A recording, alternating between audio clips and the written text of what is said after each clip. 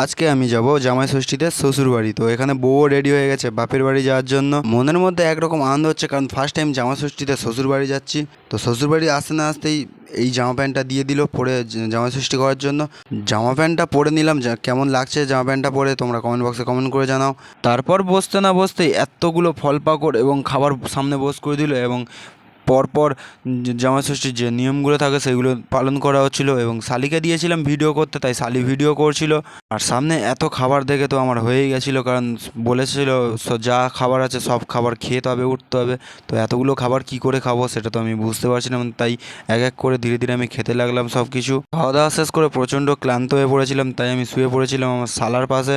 তো এটা আমার বউয়ের কাকিমার ছেলে, তো ঘুমাচ্ছিল ওর পাশেই আমি শুয়ে পড়েছিলাম। বিকেলবেলা বেরিয়ে গিয়েছিলাম আমরা মন্দিরে কালীচরণপুরের। তো সবাই মিলে মন্দির একটু ঘোরার পরে আমরা ক্লান্ত হয়ে পড়েছিলাম, তাই জন্য একটু বসে রেস্ট নিচ্ছিলাম দুজনে। আমরা দুজনে ক্লান্ত হয়ে বসে পড়েছিলাম, এবং বাকি আরও যারা ছিল তারা সবাই ভিতরে মন্দিরে ঘুরতে গেছে। তো আজকে ভিডিওটা এতটুকুই। ভিডিওটা ভালো লাগলে সাবস্ক্রাইব করে দাও এবং সঙ্গে থেকো।